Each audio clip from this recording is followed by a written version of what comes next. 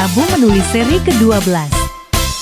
Halo teman pemilih, jumpa kembali dengan Bu Menul, yaitu program Rabu Menulis persembahan KPU Kabupaten Klaten. Pada seri yang ke-11 yang lalu kita sudah belajar bagaimana menulis kalimat yang efektif. Nah, susunan beberapa kalimat yang terstruktur itu akan membentuk sebuah alinea. Nah, karya tulis seperti makalah, laporan, atau buku, serta karya tulis dalam jurnalistik seperti berita, feature, atau opini, yang baik tentu membutuhkan susunan kalimat dan alinea yang efektif. Jadi kalimat dan alinea yang efektif itu merupakan pondasi bagi penyusunan karya tulis yang baik. Nah, pada Bu Menul seri yang ke-12 ini kita akan belajar bersama bagaimana menyusun alinea yang efektif untuk sebuah karya tulis yang baik. Nah, seperti biasa, untuk mengawali saya akan memberikan pengetahuan bagaimana menuliskan kata atau istilah yang benar. Karena dalam pergaulan, percakapan sehari-hari sering terjadi kesalahan. Yang pertama, misalnya penulisan yang benar itu objek atau objek untuk menyatakan benda, hal, atau orang yang menjadi sasaran. Penulisan yang benar adalah objek, pakai J, bukan objek, bukan objek. Nah, kemudian yang kedua, penulisan yang benar itu deskripsi atau deskripsi untuk menggambarkan objek. Yang benar adalah deskripsi, bukan deskripsi. Yang ketiga, untuk penulisan katulistiwa atau katulistiwa pakai H untuk menyatakan garis khayal keliling bumi. Yang benar adalah katulistiwa pakai H. Yang keempat, penulisan yang benar teknik atau teknik pakai H atau pakai K untuk menyatakan metode atau sistem. Yang benar adalah teknik pakai K. Yang kelima, penulisan yang benar portofolio atau portofolio. Yang betul adalah portofolio untuk menyatakan kumpulan karya atau prestasi. Yang keenam, penulisan yang benar andal atau handal untuk dapat dipercaya, yaitu yang benar adalah andal, bukan handal. Yang ketujuh, untuk penulisan Rp10.000 dengan menggunakan simbol. Yang benar adalah Rp.10.000 atau Rp spasi 10.000 atau Rp tanpa spasi 10.000. Yang benar adalah digabung, jadi Rp 10.000. Jadi tidak pakai spasi dan tidak pakai titik. Yang kedelapan, penulisan yang benar simbol atau simbol. Yang benar adalah simbol. Kemudian yang kesembilan, penulisan yang benar aktivis atau aktivis pakai F. Jadi pakai V atau pakai F. Yang benar adalah pakai V, aktivis pakai V. Kemudian yang terakhir, ke-10, penulisan yang benar maraton, TH pakai H atau maraton tanpa H. Yang benar adalah maraton tanpa H. Nah, sekarang kita mulai dari alinea, definisi tentang alinea, yaitu alinea atau juga sering disebut paragraf adalah sekumpulan kalimat yang saling berkaitan, mengembangkan satu gagasan pokok dari sebuah karya tulis. Atau juga dapat didefinisikan bahwa alinea atau paragraf adalah bagian wacana yang mengungkapkan satu pikiran lengkap, ditandai dengan baris pertama menjorok ke dalam yang disebut indented, atau tidak menjorok dengan jarak antara alinea yang lebih lebar yang disebut dengan block system.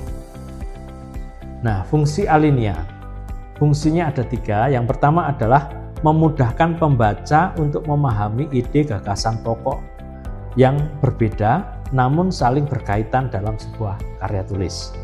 Kemudian fungsi yang kedua adalah untuk menandai perhentian logis dalam penyampaian gagasan. Jadi kalau kita ingin berhenti membaca dari sebuah karya tulis, ya dimulai dari setelah selesai kita membaca satu alinea penuh. Ya, Tidak mungkin kita berhenti di tengah alinea. Kemudian fungsi yang ketiga adalah menjadi pedoman bagi penulis untuk menuangkan gagasan secara sistematis atau terstruktur. Nah, ini adalah struktur alinea. Jadi struktur alinea dalam sebuah alinea selalu memiliki gagasan utama. Gagasan utama dalam alinea itu apa? Yaitu berisi satu ide pokok atau satu tema secara utuh. Kemudian dilengkapi dengan beberapa kalimat. Ya, kalimat pertama biasanya itu merupakan kalimat topik atau juga bisa berada di tengah atau di bagian akhir. Jadi berisi kalimat topik, berisi kalimat inti yang memuat gagasan utama. Letaknya bisa di awal, itu disebut deduktif, di tengah atau di akhir alinea yang disebut dengan induktif. Kemudian juga ditunjang atau dilengkapi dengan beberapa kalimat penjelas, yaitu berisi beberapa kalimat pendukung yang menjelaskan ide pokok dari kalimat topik.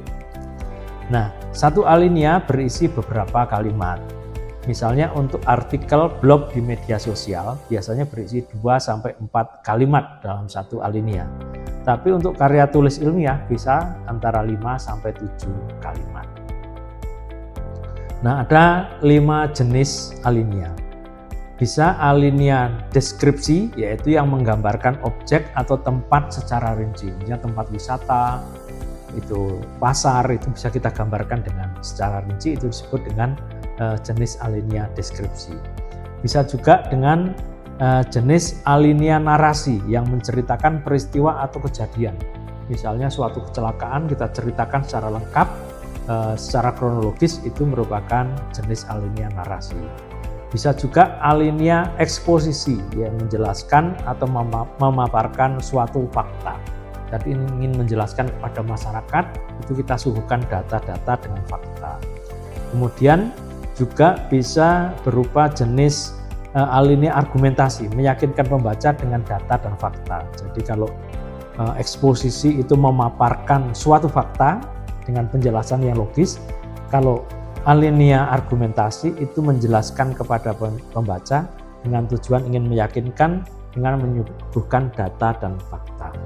Kemudian yang kelima, jenis alinea persuasi, yaitu mengajak pembaca untuk mengikuti atau menyetujui gagasan kita sebagai penulis. Jadi berupa sisi kemanusiaan, kemudian pertimbangan-pertimbangan hukum, bisa juga pertimbangan logis agar pembaca mengikuti pendapat si penulis. Nah, kemudian itu adalah pengertian sebuah alinea. Namun yang ingin kita ajarkan di sini adalah alinea yang efektif, yaitu seperti apa? Alinea efektif adalah alinea yang mudah dipahami oleh pembaca. Alur dan hubungan antar kalimat dalam alinea sangat kuat, lengkap, namun tidak berlebihan atau bertele-tele. Kemudian, untuk menyusun alinea efektif itu diperlukan logika dan konstruksi berpikir yang kuat. Untuk menyusun alinea efektif sangat diperlukan agar pesan atau maksud yang disampaikan itu mudah dimengerti, jelas, bahkan enak, atau bahkan indah, dan tidak menimbulkan salah pengertian bagi pembacanya.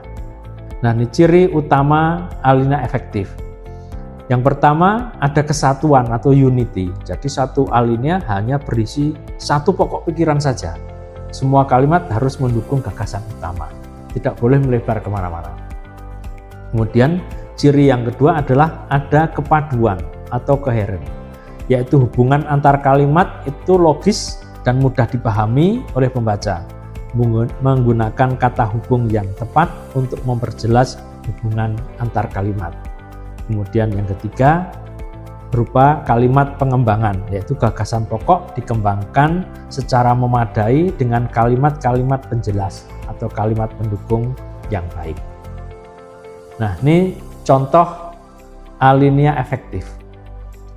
Jika kalimat utama itu berada di kalimat pertama, di bagian pertama. Contohnya demikian, atau yang sering disebut dengan jenis alinea deduktif. Contohnya, Candi Prambanan merupakan mahakarya arsitektur Hindu yang menakjubkan. Nah, kemudian beberapa kalimat berikutnya adalah yang menjelaskan. bahwa Candi Prambanan itu menakjubkan. Kalimat kedua adalah gugusan candi yang dibangun abad 9 ini menjulang tinggi, terutama Candi Siwa yang mencapai 47 meter. Ornamen batunya detail, dihiasi relief cerita Ramayana yang artistik pada dindingnya. Kemudian kalimat berikutnya, kemegahan, kesimetrisan, dan nuansa magisnya, terutama pada saat matahari terbenam, menjadikan Prambanan sebagai salah satu warisan budaya dunia yang paling menakjubkan. Jadi kalimat pokok, kalimat intinya ada di bagian depan, yang menyatakan bahwa Candi Prambanan merupakan mahakarya arsitektur Hindu yang menakjubkan. Nah, kemudian ditunjang dengan kalimat-kalimat berikutnya yang merupakan penjelas dari kalimat utama tersebut. Nah, contoh kedua adalah alinea induktif, yang kalimat utamanya atau intinya terletak di bagian akhir dari sebuah alinea. Contohnya demikian. Suasana pagi, terutama hari Minggu, di berbagai kota besar di Indonesia dipadati masyarakat dari berbagai kalangan untuk berolahraga lari. Antusiasme masyarakat ini mengubah ruang publik seperti alun-alun, stadion, jalan raya, dan taman kota menjadi arena jogging yang padat. Kalimat berikutnya, fenomena demam lari ini tidak hanya didorong oleh kesadaran akan kesehatan fisik dan mental untuk memulai hari dengan bugar, tetapi juga telah bertransformasi menjadi gaya hidup sosial yang modis. Kemudian kalimat berikutnya, hal ini ditandai dengan maraknya penggunaan pakaian olahraga stylish dan tren di berbagai momen lari di media sosial. Pemandangan kelompok pelari mulai dari pemula hingga pegiat maraton menegaskan lari telah menjadi aktivitas olahraga yang paling populer di tanah air. Jadi kalimat utamanya justru ada di bagian belakang, yang di depan sebagai pengantar untuk menegaskan bahwa olahraga lari merupakan olahraga yang paling populer saat ini di tanah air. Nah, pada Bumenul seri berikutnya kita akan belajar bagaimana langkah-langkah menyusun alinea yang efektif. Kita akan praktik bersama. Nah, oleh karena itu nantikan dan ikuti terus seri Bumenul berikutnya. Salam literasi. Rabu menulis seri ke-12.